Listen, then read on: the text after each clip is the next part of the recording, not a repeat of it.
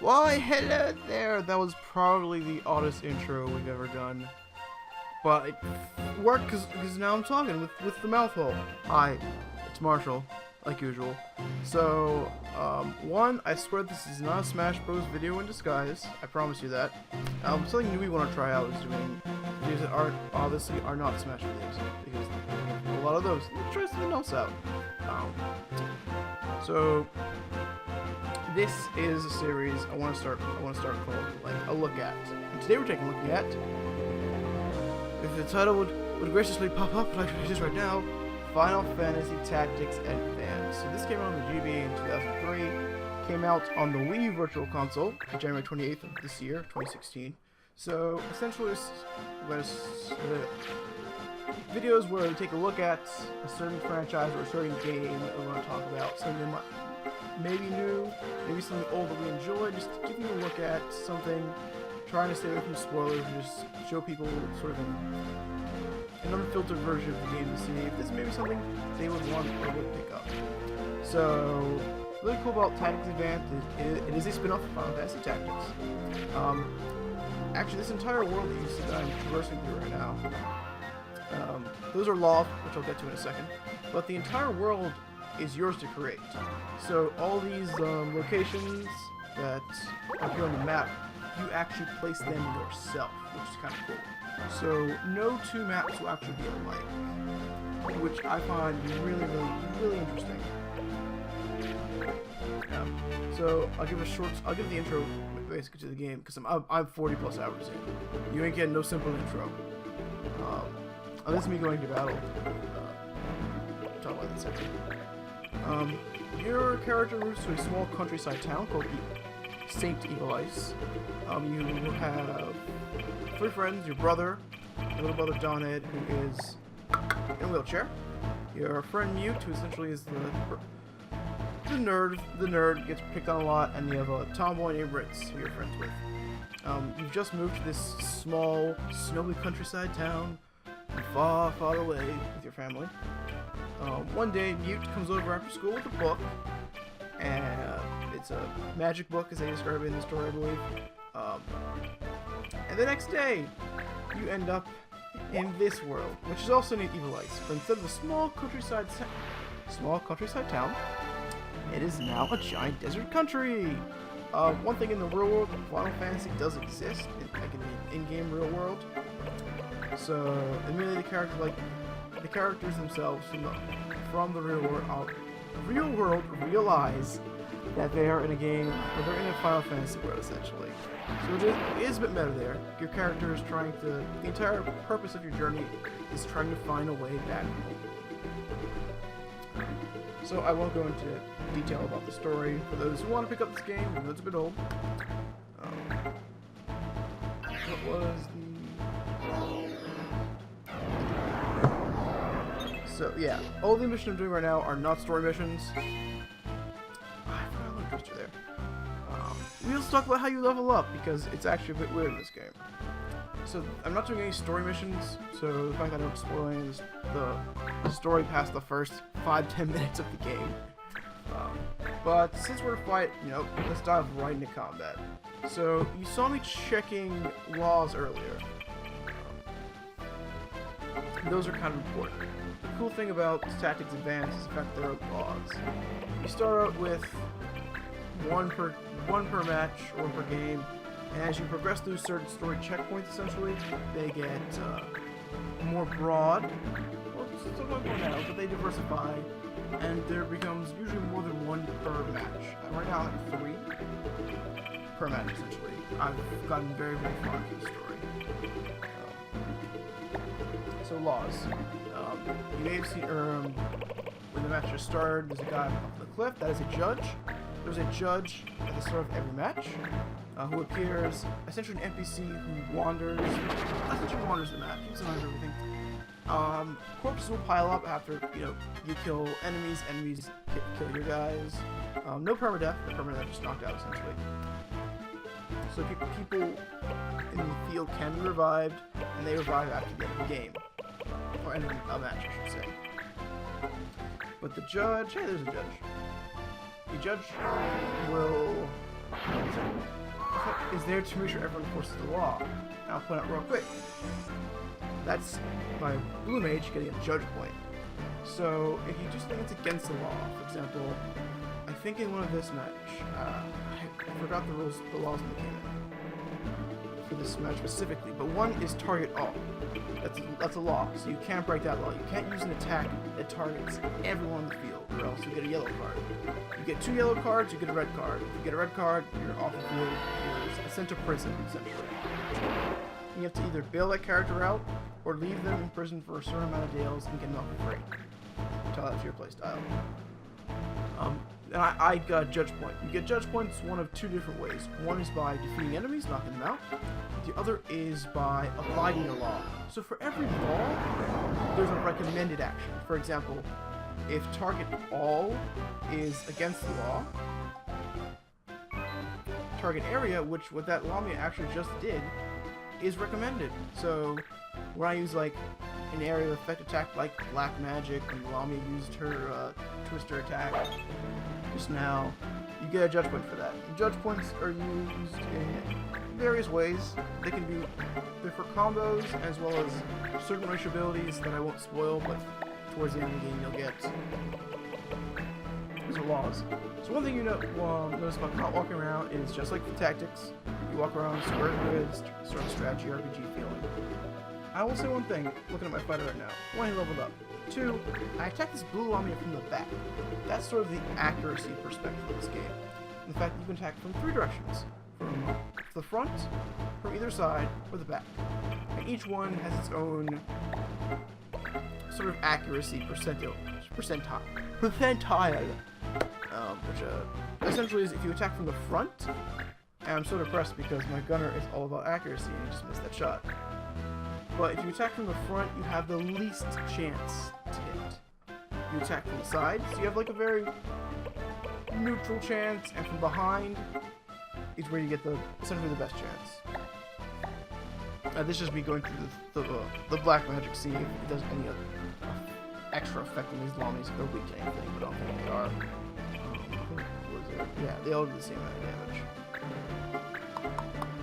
So like, yeah. So depending on where you want to attack, or where you do attack, essentially determines what kind of accuracy you'll have. So again, attacking in the front is not recommended. And there's some classes that are much more accurate than others, which is why I was kind of depressed when the gunner missed the shot, because the gunner has lots of range and lots of accuracy, and so he sort of just failed at his job. So, like in combat, as you can see, you have your standard attack options, deals with other options depending on your class and the other actions you have. That's one thing we can actually deal with right now. So about classes. So there are five races in this game. There is humans, Muggles, because it's a Final Fantasy game. Banga, which are lizards. I don't think I have a Banga on the field right now. No. Viera, actually my elementalist who just passed out. Great. Viera, who is rabbit humanoids, not rabbit. And Numo, I think look like mini hippos, but apparently they're supposed to look like dogs, like they're like gray, these long beagle ears. This wasn't really good. Oh, actually, before I forget, you can see that whenever I do an action, I connect with an action, I get experience. So actually, in this game, do I make the shot? No, I missed that shot. As you can see, I got no experience for that shot because it missed. So it's all about using skills and having those skills connect. So, let's see if I can hit him with some magic. Please. Will this make does this work out? Is it gonna work? Let's find out. There we go. I can hit. As you can see, I got 6 XP. So by doing actions, not by killing things, you get experience. Because you get judge points for killing things, essentially. So it's more about connecting attacks. So your white mage is not going to be severely underpowered because your white mage is going to be... Yeah. Your white mage is going to be casting Cure and Asuna to Cure for HP, Asuna to heal status effects, and blah blah blah blah blah. Protect and Shell. And they'll get experience for making those attacks abilities quick as well. And each race has essentially its own accessible classes, which we'll talk about after in a second. Hey, you won. So the cool thing about this is kind of like Final Fantasy IX, the way you level up your skills, and that you attach a piece of equipment for a specific amount of time. Those are post-game sets. I'll talk about the clan a little bit as well. Like I said, actually, this is a good experience right now. My Elementalist. This is me going through her armor. You equip a piece of armor, could be like the shield that I'm currently going to, or the sword. You keep that on you, and it has an ability meter. You get AP points in every battle. And when the AP meter is filled, you now know that action permanently. For example, she does spirit magic because she's an elementalist. I gave her a different weapon so she can start learning a different technique.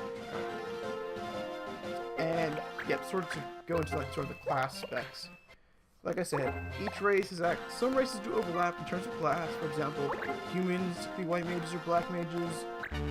Lumo can be white mages or black mages. Moogles can be black mages. It all depends. There's some that are unique. For example, Elementalist is unique to the Viera. White Monk is for Bonga, those are guys. It's unique to them. Class that do similar things, like the soldier, the human soldier. And this guy's level 32.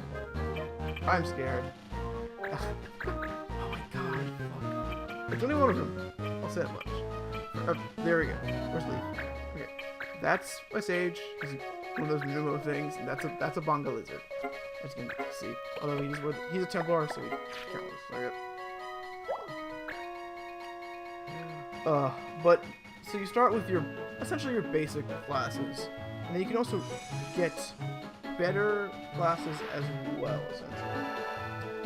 So, for example, my current character is a paladin. You start off as a soldier, you gotta learn some soldier abilities, and then add access to the paladin class, for example. Or my sage, who's in the back actually. He was my main white mage. So he learned white mage skills, and then from a sage he has to learn some Beastmaster skills. And then the sage class opened up to him as an option. For example, like that. Templar, I believe I have to learn a few light monk attacks. And, good idea to talk about abilities, because the fact that guy has a reaction to Bone Crusher. Basically what Bone Crusher does is the fact that I can't hit with melee attacks, and if I do, they miss automatically, and then it comes right back around and hits me in the face. Which is not optimal because I want to live in level 30 fucking 2.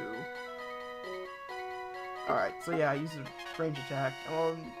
The EXP does scale based on what you're hitting. For example, we're like around early 20s.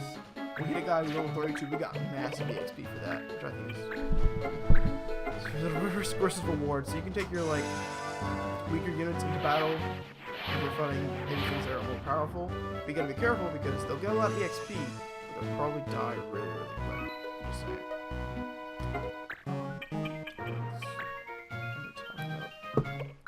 And the cool thing is that you do have that multi-class option. For example, Mont Blanc, he's your partner essentially. You get him. Pretty much as soon as the story starts, he's a black mage, probably a time mage. And same thing with like most other characters, like the blue mage that I put a lot of emphasis on last match. He's a blue mage, so he's acting as a blue mage. He also had a lot of black magic because he originally was a black mage. So you have to have your racial. For example, time mage. Go to Mont Blanc right now. Time mage has to know time magic. In your secondary action slot, you can equip whatever you want as long as you know something. For example, when you first start the game, you probably have your class action as well as item. Item allows you to use items like potions, bandages, Phoenix down. Essentially, when you're multi-class, you can substitute item and other things. So, for example, Mont Blanc is currently a time mage, but he spent a lot of time as a black mage. So rather than, hey, I went there really quickly. But black magic, I keep black magic around because he knows a lot of black magic. He spends so much time as a black mage. And I also just cast slow on my avatar. Oh my. That was smart of me. Usually time mage is not an area of effect, and I didn't realize that was. least I made the main guy slower. The good thing about the fact there's only one of him who's high power is the fact that I can hit him with like lots of status ailments. Thank God he missed from attacking from the front, which is why you don't attack from the front, basically. Whew. Okay. Jesus Christ. That was close. Alright, now I'm gonna thankfully my Templars haste, so I can sort of correct myself for slowing my avatar. Oh god, I'm just classy, aren't I? Oh god.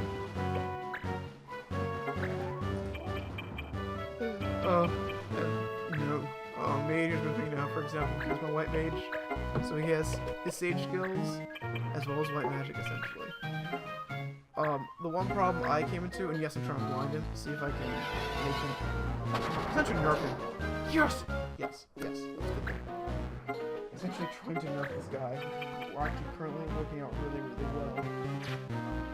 One problem I came into sort of late game with the whole multi-classing thing is that there were certain points where I need revives when I need to heal someone, and my healer's down. If I have a bunch of guys who are multi-classing and have like don't use items, essentially have their class action and then the secondary one they picked up from a previous class, you kind of do screw yourself over. So for example, there are a few who are recruited late game who will have them learn this skill or that skill so they can get to that advanced class, and then I'll make sure that their secondary action is back to item. For example, I have a red mage. When I first got her, I had a fencer and I had a white mage. So essentially, the skills that she would have used for those previous jobs are essentially useless. That's a good thing. Like, I have her carry on the item action. So if she's out of MP, can't cast Cure, or she wants to revive someone because it's red mage, she doesn't get access to revive. Like those things. Like, get able to nuke him with Faraga, I'm still haven't done that. Yeah, so that's sort of a, I guess, a pro tip as for someone who's played this game for a number of hours. Boopity boop! And to wrap things up, actually, we can talk about clans, actually. So, you run a clan. Those things. So you get money, you get AP points. My clan leveled up, so these skills level up as well. And they level up also when you do missions. Missions can be what I'm doing right now. Going out to an area, killing some guys. They can also be sending out clan members for a while, essentially dispatch missions. You send them out, and they do whatever they want for a certain amount of time, for either a certain amount of battles or a certain amount of days. Essentially that is Final Fantasy Tactics Advance in a nutshell. Like and subscribe and all those good things, and hopefully we'll see you back here soon.